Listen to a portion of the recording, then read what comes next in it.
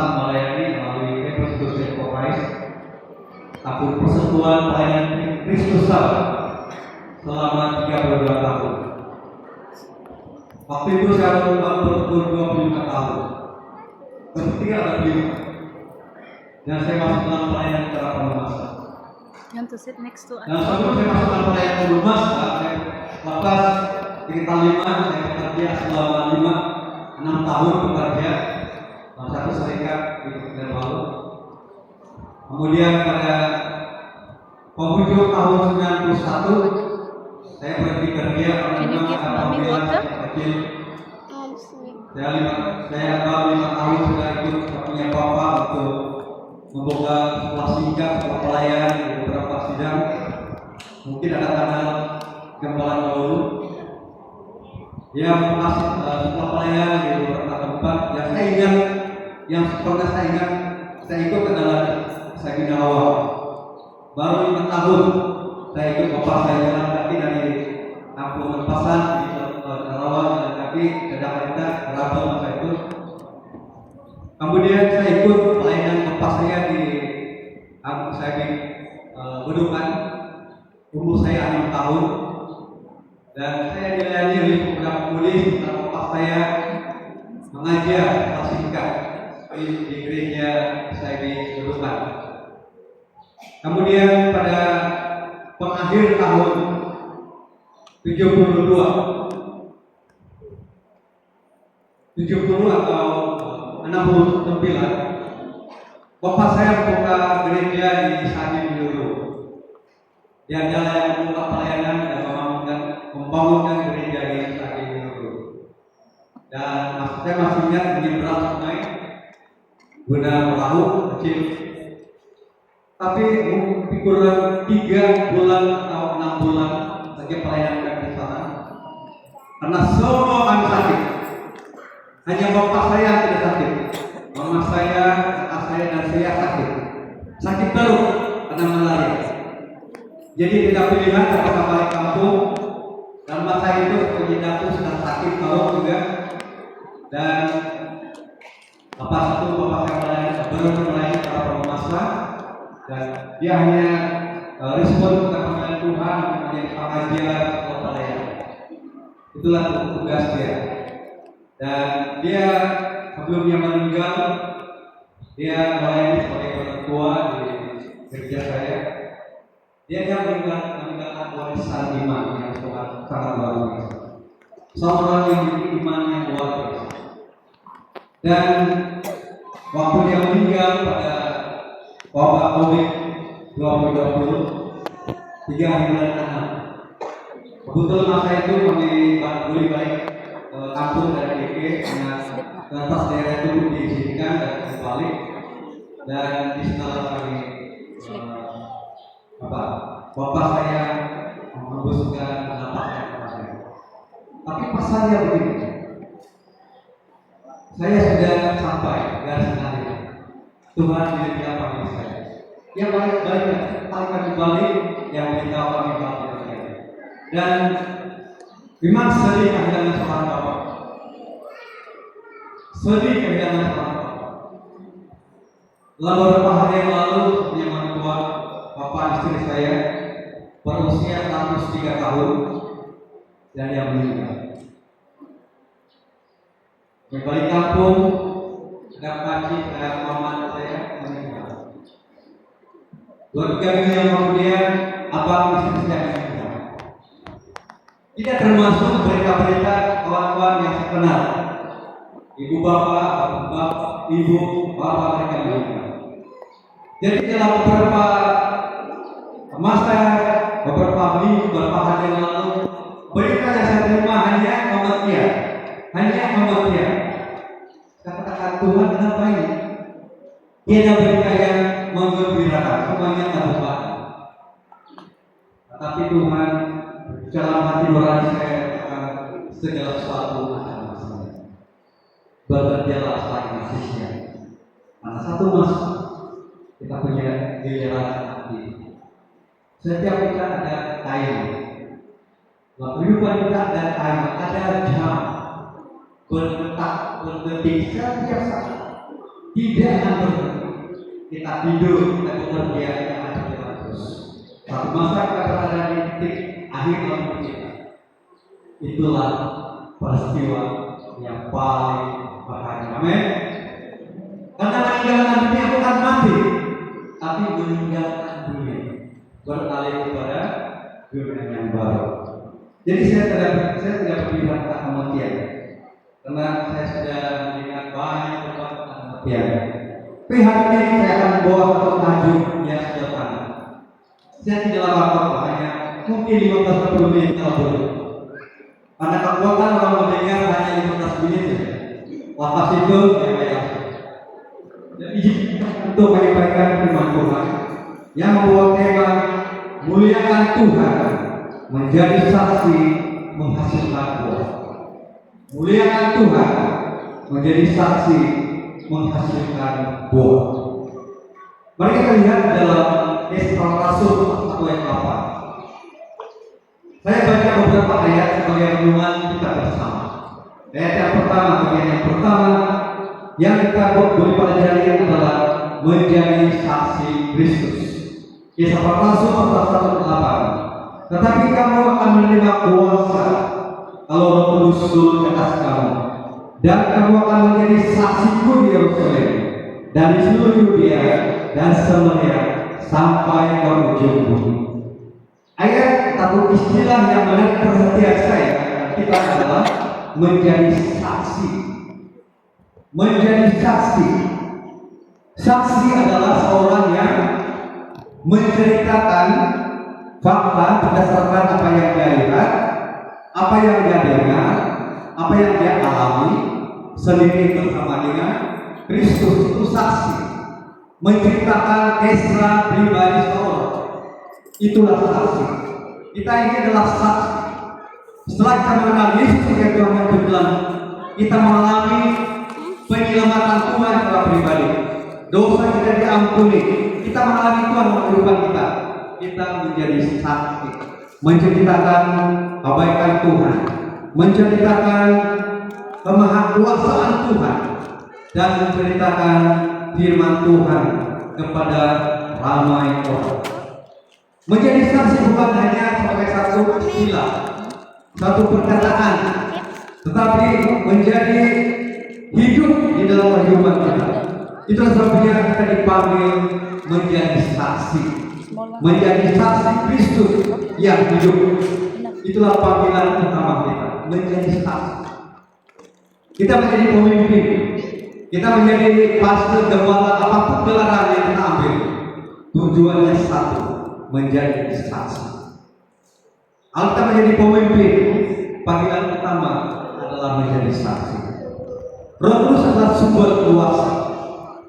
Kalau kita menjadi saksi, kita tidak sendirian, tapi Roh Allah, Roh Kudus yang menyertai kita, memberikan kita hikmat, memberi kita kabarnya. Hikmat di sini adalah bagaimana kita melayani.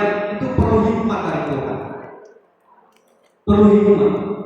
Jadi Roh Kuduslah sumber hikmat itu. Karena kita adalah saksi Kristus. Bukan menjadi saksi diri sendiri. Bukan menjadi saksi gereja. Kalau kita menjadi saksi gereja, mungkin kita salah. Karena ada gereja yang lebih baik. Sekarang banyak orang mencari gereja.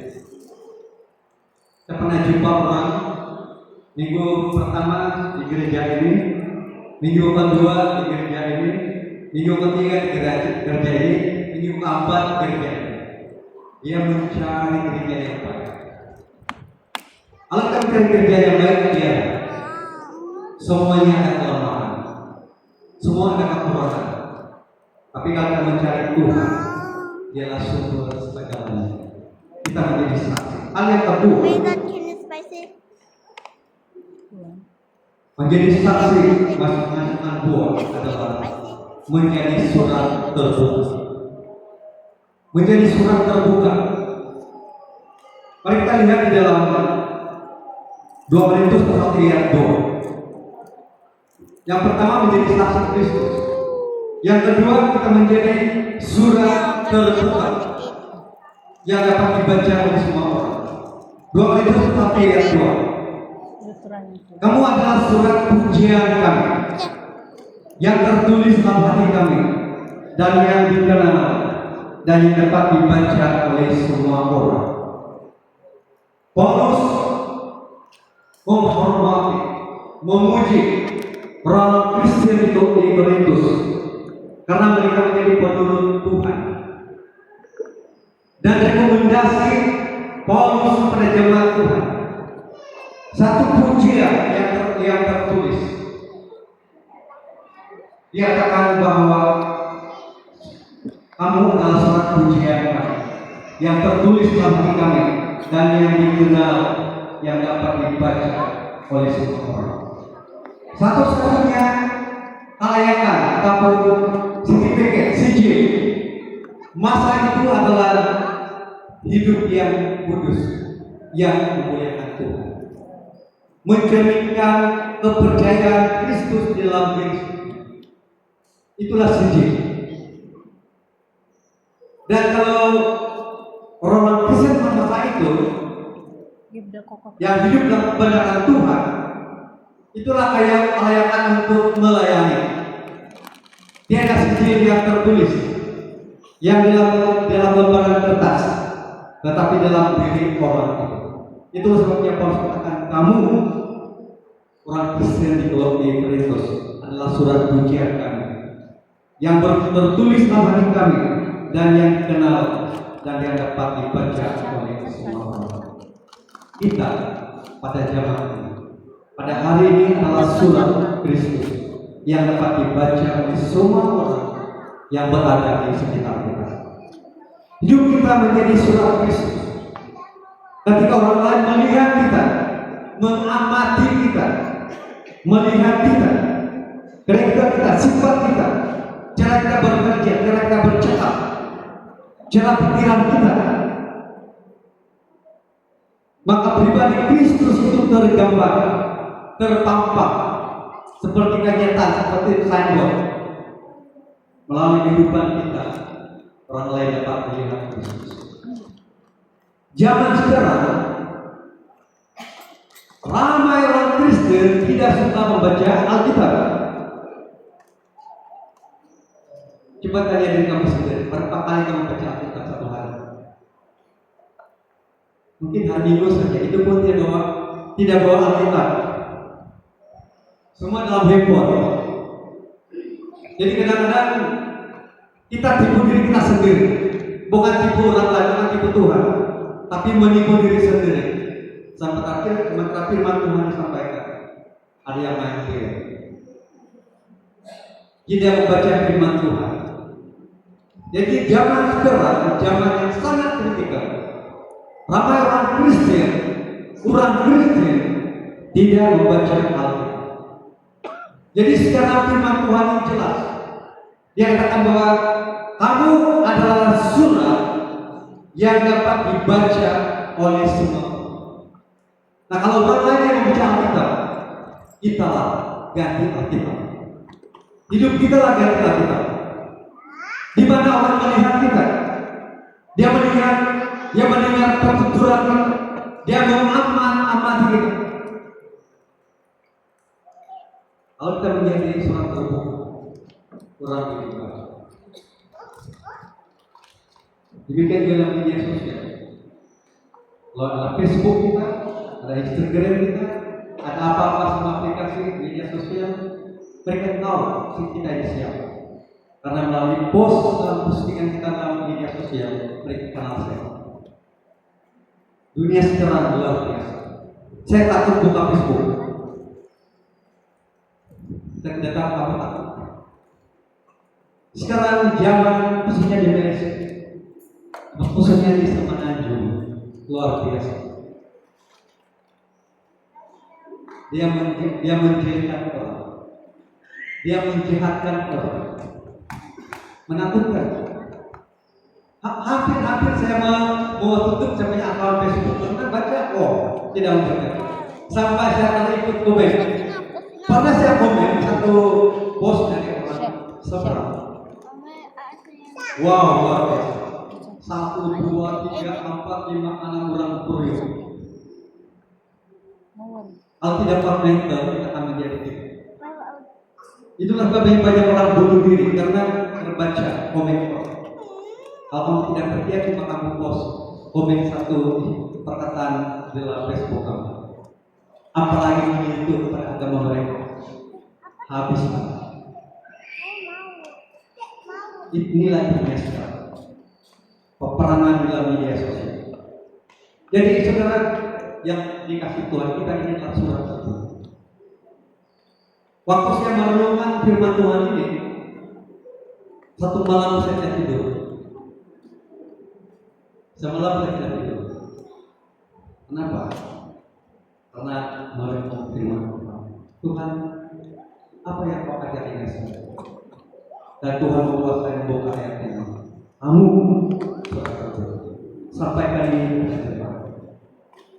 Jadi hidup kita ini surat yang dibaca. Hal yang ketiga yang kami pelajari adalah tentang muliakan Tuhan dan saksi masukkan buah. Dan hal yang ketiga adalah menjadi terang yang bercahaya, bukan terang yang samar-samar,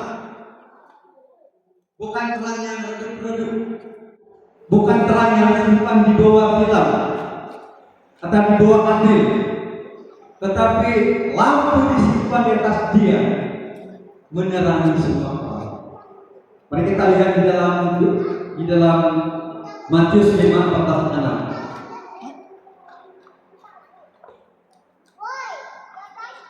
Matius 5:46. Kamu adalah terang bumi, kata Yesus pada murid-murid dunia di atas bumi. Kota yang terletak atas gunung tidak mungkin tersembunyi. Lagi pula orang tidak menghilangkan pelita lalu meletakkannya di bawah gentang, melainkan di atas kaki dia, sehingga menerangi semua orang di dalam rumah itu. Ayat 16.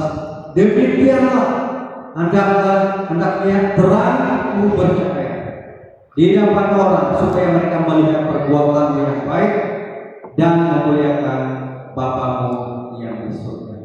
Demikianlah hendaknya terangmu bercahaya di hadapan siapa? Di hadapan orang, supaya mereka melihat perbuatanmu yang baik dan memuliakan Bapamu yang di surga. Kita adalah terang. Kita harus menjadi terang yang bercahaya. Sekarang ini dunia semakin gelap. Secara rohani semakin gelap. Kita pengikut Yesus harus menjadi terang, menerangi kehidupan. Hidup orang percaya menjadi teladan yang baik. Inilah cabaran kita dalam percaya. Cabaran kita adalah bagaimana kita menjalani kehidupan sebagai orang yang baik. Karena di luar sana ramai orang hidup baik. Bagaimana kita challenge mereka? Bagaimana kita lawan mereka dengan hidup cara yang baik? Inilah cabaran sebagai orang pengikut Tuhan. Menjadi teladan, menjadi terang di tempat kerja, orang melihat kita. Menjadi terang di sekolah, menjadi terang di pasar, dan menjadi terang di mana kita berada. Kita membawa obor, lampu, kualitas, dan harus menyala, bersinar terang di mana kita berada. Bagaimana dengan tengah keluarga? Jangan kita pergi jauh-jauh. Kita pergi berbicara dengan keluarga kita sendiri. Bukan mudah menjadi terang di tengah keluarga. Kita takut, saya pribadi takut menjadi terang, menjadi lampu di tengah-tengah keluarga sendiri. Mereka mengenal secara kecil. Oh, begitu kan? Saya kenal badai itu. Apalagi kalau pernah bertengkar dengan anak, pernah bergaduh, pernah mengungkapkan perkataan-perkataan yang menyakitkan hati pada saudara kita. Terus saya kenal sekali. Kami pun pernah mengalami peperangan rohani dan keluarga. Setelah bapak saya meninggal, timbul isu. Dan bukan mudah untuk mengampuni. sebagai anak laki-laki sulung, dikira sulung anak kata saya adalah yang satu adalah seorang perempuan, saya adalah laki. Daripada kami 10 orang laki-laki. Dan daripada saudara-saudara laki semua akan berganti, patah berganti, bertengkar sampai di remaja terbawa-bawa sikap yang tidak suka. Sampai kami memberikan keluarga masing-masing masih ada bibit-bibit kebencian keterangan. Tapi syukur kepada Tuhan, kami mulai menerima satu yang lain. Kami mengadakan persekutuan keluarga 2 kali 1 bulan, berganti-ganti makan bersama, mendengar makan bersama, memuji Tuhan bersama. Kami sudah set paling kurang 2 kali dalam 1 bulan pertemuan keluarga, dan disanalah mulai terbuka satu yang lain, menjadi terang terang keluarga tersebut. Apalagi kedua bersama. Hal yang ketiga itu adalah menjadi terang yang bercahaya di depan orang. Yang keempat, menjadi saksi, menjadi kesaksian iman, menjadi kesaksian iman. 1 Tesalonika 1:8, 1 Tesalonika 1:8 menjadi kesaksian iman. Dan 8, karena dari antara kamu firman Tuhan bergema, ada eko, bukan hanya di Makedonia dan di Akaya saja, tetapi di semua tempat telah tersiar kabar tentang iman. Karena Allah sejak kami tidak usah menyatakan apa-apa tentang hal itu. Jadi kita saksi iman bergema. Saya masih ingat Kabupaten Rohani pada tahun 2023-2024. Ada berita-berita terjadi, oh di sana ada Kabupaten Rohani, oh di sana ada Kabupaten Rohani. Masa itu saya dari media sosial, tapi tersimak. Karena itulah eko, itulah gema iman orang-orang.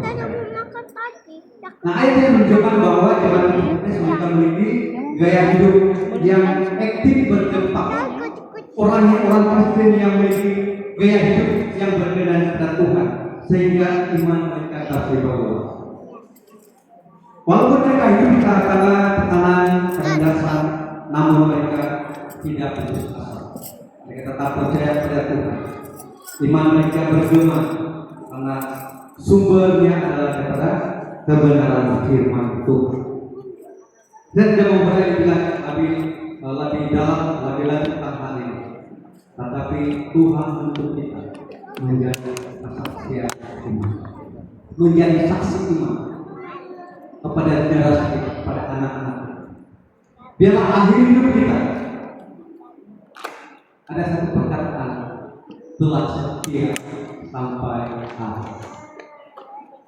Itulah salah satu istilah yang satunya kerinduan hidup saya akhirnya orang timur saya, dia menyaksikan, dia mengakhiri hidup yang baik ini. Itulah kata-kata yang kita mau, karena kita telah mengakhiri hidup kita.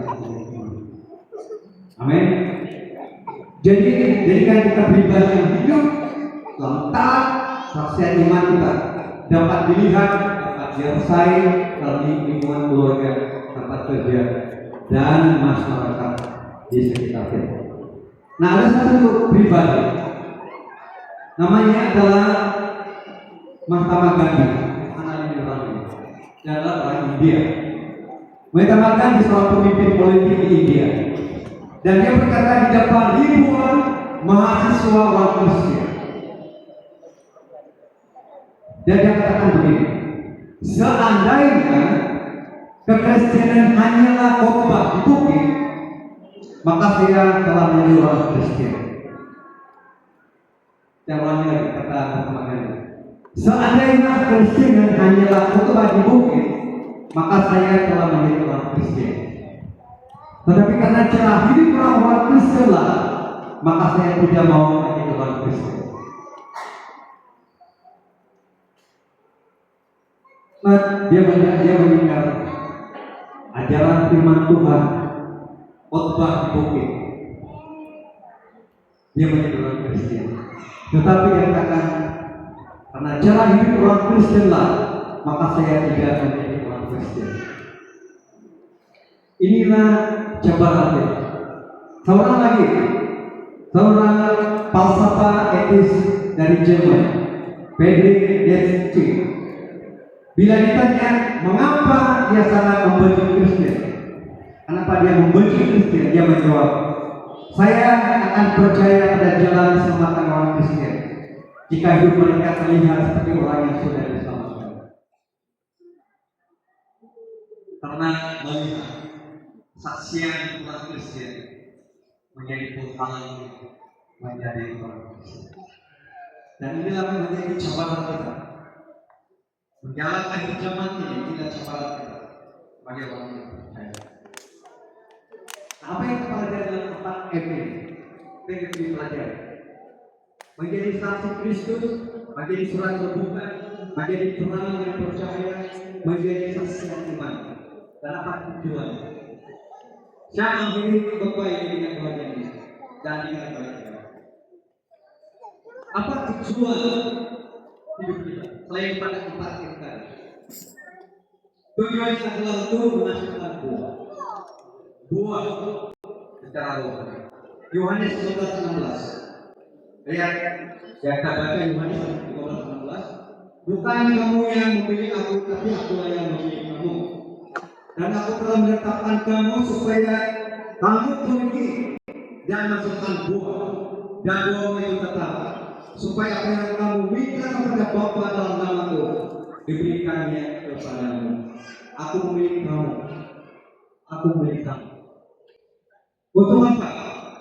Menghasilkan buah, dan buah itu tetap. Jaminan Tuhan menjamin buah. Yesus memilih dan menetapkan pengikutnya, memilih kita untuk menghasilkan buah. Pertanyaan sekarang ini adalah para banyak buah yang dikasih. Selain pada buah-buah rohani dalam kehidupan kita, apakah ada jiwa-jiwa yang kita bawa ke Tuhan? Paling datang keluarga. Masih ada keluarga yang belum mengaku? Kalau masih ada, itulah kerja. Berdoa untuk mereka dan membawa mereka untuk mengaku. Kerajaan surga memiliki cara pikir tentang bisnis. Ini yang menarik. Kerajaan surga dia memiliki bisnis minded. Tuhan berpikiran sebagai seorang peniaga, seorang bisnis. Kenapa dikatakan demikian? Karena dalam Matius 20:15 perempuan tentang perintah kemuliaan mengurus harta. Ayat 15 dikatakan bahwa diberikan 5 talenta, diberikan 2 talenta, dan seorang diberikan 1 talenta. Masing-masing diberikan menurut kemampuan. Yang 5 talenta dia pergi untuk menghasilkan laba. Yang 2 talenta dia pergi menghasilkan laba. Tetapi yang 1 orang dikatakan 1 talenta dia takut, dia sembunyikan. Bila majikan datang dan dia panggil kepadanya dan berdoa. Ada 3 orang menerima Tuhan. Yang pertama 5 orang, 5 saya yang dapat 5 talenta. Dia katakan saya dapat 5 lagi laba. Dapat 5 lagi. Baik kamu yang seperti terimalah kerajaan. Yang kedua juga mengusahakan bisnisnya. Jadi dapat 2 lagi. Dan majikan katakan hai apa yang seperti. Sementara yang satu dia dapat talenta, dia tidak mengusahakan itu, dia sembunyikan, dia tidak takut. Nanti majikan mengambilnya dengan hampir, itu cara dia berpikir. Dan dia tidak mengusahakan talenta yang dia terima, dan dia menerima hukuman. Tuhan memiliki bisnis mindset. Kerajaan surga memiliki cara berpikir bisnis berlipat ganda harta. Kita juga sebagai pengikut Yesus harus memiliki cara berpikir bisnis. Kita perlu melipat gandakan iman kita melalui pelayanan kita di mana pun kita berada. Tuhan mau supaya kita berkarya secara rohani. Talenta yang Tuhan berikan kepada kita, talenta sebagai gembala, talenta sebagai pemimpin gereja, semua kita ini dituntut oleh Tuhan. Jemaat pun dituntut oleh Tuhan. Tuhan berikan kita talenta menurut kemampuannya. Pertanyaannya adalah apa kita mengusahakan talenta yang Tuhan berikan. Itu yang kita pertimbangkan dan kita renungkan sejauh mana kita melakukan yang Tuhan suruh kita lakukan. Akhir sekali dalam perkongsian firman Tuhan, jangan kita lupa perintah agung Tuhan. Yang lain kan lupa, tapi jangan lupa ini, karena inilah amanat agung yang penting yang kita pegang dan kita lakukan. Di dalam Injil Matius pasal 24 ayat 19, karena Alkitab memuliakan Tuhan dari luhur ke luhur, kita perlu melakukan amanat agungnya. Pergilah dan bikinlah semua bangsa mereka dan berikan dalam nama Bapa, Anak, dan Roh Kudus, dan lakukan segala sesuatu yang kamu perintahkan kepadamu, dan ketahuilah aku menyertai senantiasa sampai kepada akhir zaman. Amanat agung ini tiada terkecuali. Pemimpin gereja zaman biasa tidak terkecuali dengan melakukan amanat agung. Jadi marilah kita menjadi surat yang terbuka. Mereka menjadi lampu yang bercahaya. Malah kita menjadi saksian iman. Dan malah kita melakukan karena Tuhan dalam hidup. Kita tidak tahu berapa lama lagi kita ada dalam dunia. Kita tidak tahu. Selagi ada kesempatan, mari kita melakukan anak Tuhan.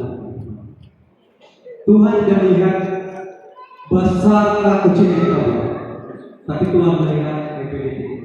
Tuhan melihat kesediaan untuk melakukan kebenaran. Setiap hari kita bertemu dengan Tuhan, di mana pun, mari kita berfungsi. Tuhan berfirman. Mungkin kita takut bercakap di hadapan mereka, tapi selepas balik dari ibadah kita, periksa kamu punya rata di Facebook, rata di HP sinarai, rata dalam handphone kamu, berapa banyak rata di Facebook.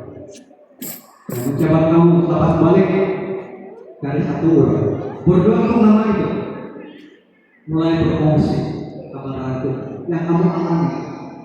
Tidak perlu pergi seminar penginjilan, cukup mengungsikan kesaksian hidup kamu. Itulah cara yang paling sederhana. Pasti mereka mendengar. Karena itu adalah hadir, itu yang hidup. Bukan apa yang mereka dengar, tapi apa yang mereka dengar mereka perubahan hidup. Jadi lepas ibadah ini kita sama-sama mencari jiwa. Bukan kita dengan kaki mencari dari rumah. Mungkin satu masa kita buat. Saya mencoba kawasan bangun untuk buat penginjilan. Bukan lawakan dari kerja, tetapi buat satu lawakan trip di sini. Tidak perlu lama-lama, satu malam tujuh.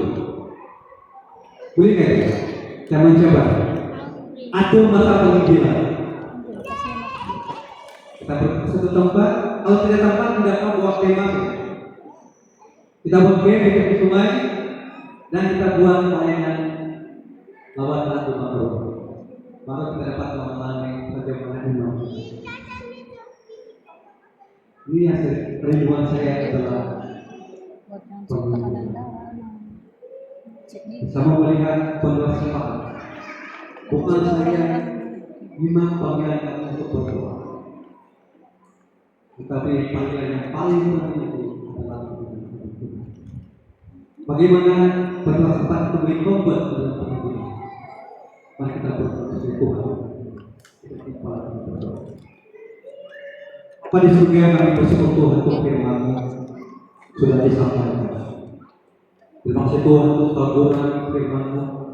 Maksud Tuhan untuk satu nasihat. Terima kasih Tuhan karena Engkau mengasihi kami. Engkau yang memilih kami, Engkau yang memanggil kami dengan maksud tujuan Tuhan sendiri. Bila Tuhan kami menjadi terang, menjadi saksian, menjadi surat terbuka yang dapat dibaca oleh orang. Bukan mudah bagi kami itu, karena kami akan kelemahan. Tetapi kami tahu Tuhan, waktu kami bersinar penuh dengan Engkau, Tuhan boleh memakai kami dengan luar biasa. Melalui percakapan kami, melalui cara hidup kami, melalui pergaulan kami, melalui kehidupan rohani kami, dapat memberikan impact yang besar. Terima kasih Tuhan, berikan kekuatan untuk menjadi surat yang terbuka yang dapat dibaca. Dan berdoa untuk semua jemaat Tuhan di gereja. Berikan kami semua kekuatan yang kami dapat melakukan supaya Tuhan kami lakukan. Terpujilah ya Tuhan. Terima kasih Tuhan, bila Tuhan terus bekerja melalui kami dan kami akan lakukan yang Tuhan mau. Pujilah ya Tuhan, dalam nama Tuhan Yesus kami berdoa.